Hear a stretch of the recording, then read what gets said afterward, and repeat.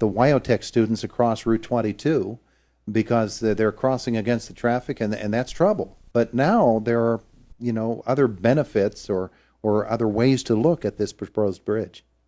That's right. As a matter of fact, if our goal is if you lived in Blairsville, you could ride your bicycle right to downtown Indiana.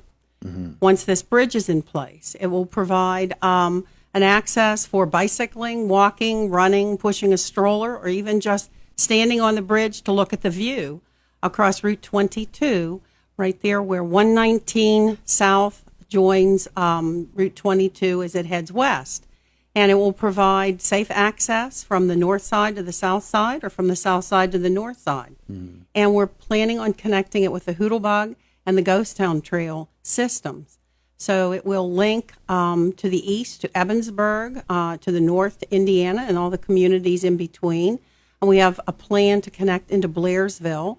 And then from there, it's somebody else's responsibility, like the West Penn folks, to connect from Blairsville to West Penn and then westward to Pittsburgh. Yeah. And included in that is, of course, the Flight 93 site in Somerset County, as you'll be walking in that direction, too, if you choose. In fact, as we connect each of these trails across not only Indiana County, but all of western Pennsylvania, there's the possibility that you could get anywhere in the state eventually by taking one of these trails. And the tourism opportunities are one thing. The safety opportunities, of course, are something that has really been a highlight of this particular project, the Route 22 pedestrian bridge. So as you have watched this issue develop, and I know you were visiting with the commissioners last week, the project itself and the things that you have heard from others who are interested in it, what are some of those things that have really stood out to you?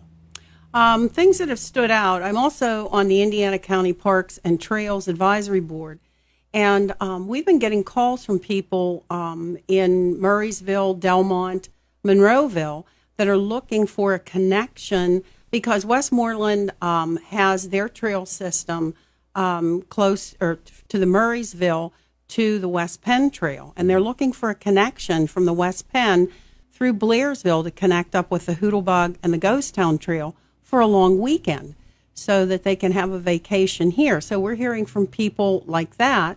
We're also hearing from people that live on either the north side or the south side that say that if they want to access the Hoodlebug or the Ghost Town Trail, they have to drive. Mm-hmm. And that defeats the whole purpose. So then you also get people that will use it that aren't even aware of how important this becomes to them. Over the years, as we've worked on the Hoodlebug and the Ghost Town Trail, we've developed trail groupies, if it were, that had no idea how important the trail would become to them. They use it every day. It's improved their health. And Barb can speak to that about how their health is improved. Yeah, absolutely. Barb Hauge from the Walkworks group. We had our poll last week on our website, the WCCSradio.com, asking people, what's your favorite place to walk in Indiana County? And they identified the various places. The Hoodlebug Trail finished number one. Actually, the one that finished number one was, it's a secret. I don't want anyone to know. But then came Hoodlebug, or then came Ghost Town, then came Hoodlebug. West Penn Trail didn't get a single vote all week. And I think that talks about the disconnect. Right, because nobody can get there. And because there isn't that opportunity for people to make that connection. And when the IRMC did their health survey, one of the things that came out of it was the lack of recreation opportunities. And we do have a fabulous trail system here, so I'm not sure. I guess maybe they don't know about the trail systems that we have, but that's why we had the Indiana County Decathlon, where we had walking opportunities to introduce some of these places that we can walk here in our county. And that's really, really important. It's also important not only for your health, but also for development. Where I work with Upstreet Architects as a landscape architect, some of our funding comes through the PHFA, the Pennsylvania Housing Financing Authority, and we're required now to have green certifications, and some of that some of the process of that green certification is knitting into the local fabric. So they don't want development happening for affordable housing out in the middle of nowhere where it's disconnected. So those developments, what's important is an analysis of how you're connected to local churches, grocery stores, restaurants, medical facilities, educational facilities. And this bridge over 22, we have all of those pieces there, but they're zigzagged up and down the road along 22. And to have this pedestrian and bike connection would be a fabulous opportunity, not only for our health, but also for development in those areas. There was also something else I wanted to say. Try to remember it. We'll get there. Was it a joke? I'm not very good at those. Two people tried to cross 22 on a pedestrian bridge. Okay. Jeff Raykes, let's get you up here from the Indiana County Office of Planning and Development. This is something that has been on the books or something that has been suggested and pursued for decades, really, around Indiana County, getting people safely across Route 22. This particular project was proposed a few years ago. From a county perspective and from a safety perspective, it must be for you a particular challenge just to get something like this designed, and then you talk about right-of-ways and the various issues that come up. From a county standpoint, how do you weigh in on that? I was interested to see what direction that question was going to go. I had no idea myself. Thanks, Todd. No, I appreciate the opportunity to talk about the mechanics of the project. Now, you said a couple of years ago, I think we first started talking about this project 1995. 95. And how old were you then, Joe? Well, let's see. I graduated college in 95. Yeah, it's been around a while. It's been around a while. But I think we started talking seriously about it in 2011, and that's when we did a feasibility study that looked at how to connect our trail system in the southern portion of the county. So it looked specifically at the Hoodlebug Trail and how to connect it into Blairsville and the West Penn Trail. And they had a series of options, but the safest way to cross that 4-lane divided highway, believe it or not, was with a grade-separated bridge. It was cost prohibitive because it was so expensive to build the bridge. Right now, this is a $2.9 million project if you include all the design and engineering. So it's a very expensive project. However, we were, would you say, lucky, diligent, tenacious enough to find the funding to do the project through state and federal grants. So now we have the opportunity to actually see this happen. So we hope that construction would be in 2019, near the end of the year. Okay. Right now, we're just in the design and engineering phases of the project. So we're pretty excited about this meeting. We'll get an opportunity to kind of take the lid off what we've been working on and talking about for a long time. So that's an exciting moment. Without visualizing it, tell folks, north side to south side, what does it look like in the design stages? Are you looking at a narrow sidewalk type of bridge or a covered type of thing? We've seen all kinds of different manifestations of pedestrian bridges across the state. Just take a trip across the turnpike, you see that. That's right.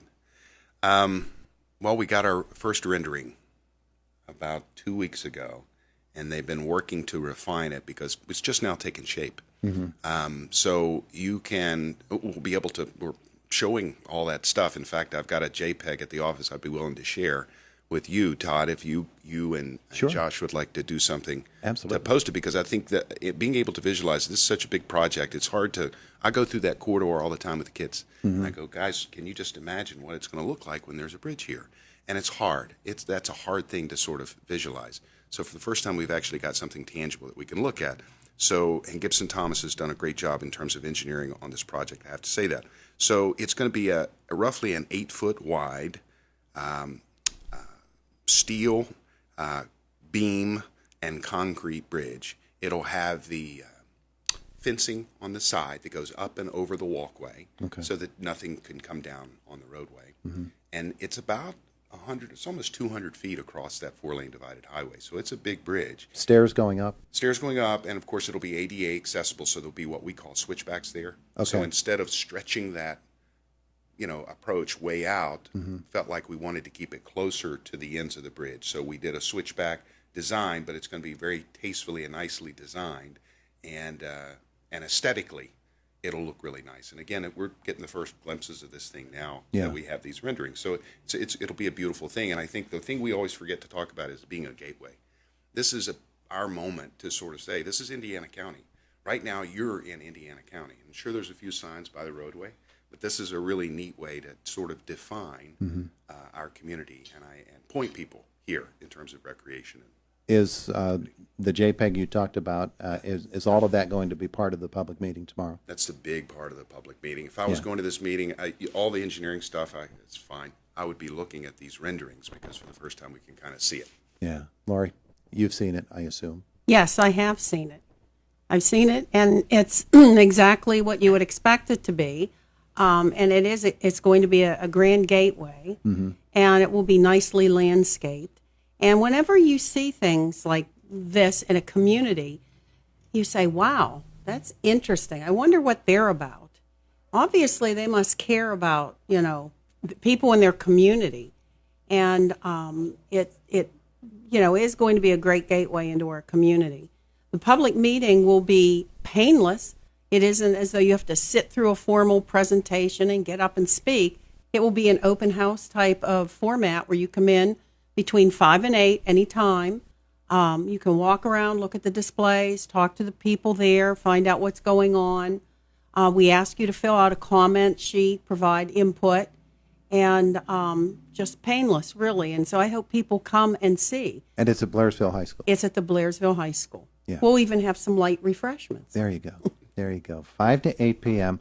Barb, your impressions. I assume you've seen this rendering as well, or have you not? I haven't seen them yet. Go to the meeting tomorrow night. It'll be there. I will. I'll be there. I'll be there. One of the things I wanted to mention was not only is a trail for recreation, it's also for transportation.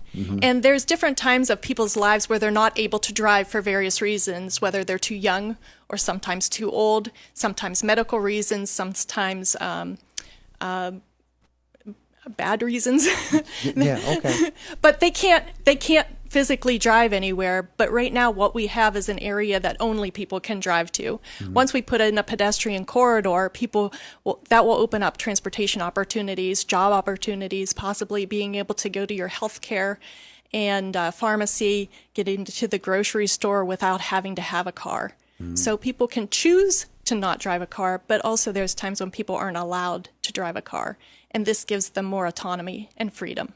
Connecting the web. So I believe that's what we're doing here physically. The web that looks like, when you look at a map and you see there's a break, all of a sudden you can connect it, and that's what this is about. So tomorrow, Laurie, from 5 to 8 p.m. Correct. At the Blairsville High School. Blairsville High School. Anybody can come. Anybody. We welcome everybody. Terrific. All right, it's a pedestrian bridge proposed for, and as Jeff said, funded now, and this is something that folks around Indiana County are looking forward to. I know there have been safety concerns, particularly with the park and ride lot and where people go once they get off the bridge, but obviously if you're going to build a bridge like this, you're also going to build into the whole system. Where do you go from here?